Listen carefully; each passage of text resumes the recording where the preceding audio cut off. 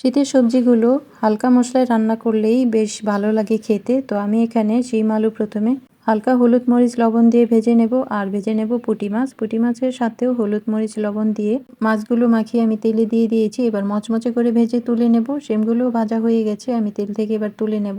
তো অল্প তেলে আমি শিম আলু ভেজে নিয়েছি আর মাছগুলিও ভেজে নিয়েছি। এবার অন্য একটা কড়াইতে প্রথমে পেঁয়াজ ভেজে নেব। পেঁয়াজগুলো হালকা ব্রাউন হলে পরিমাণ বুঝে স্বাদ মতো দিয়ে দিতে হবে আদা রসুন বাটা, লবণ, হলুদের গুঁড়া, মরিচের গুঁড়া।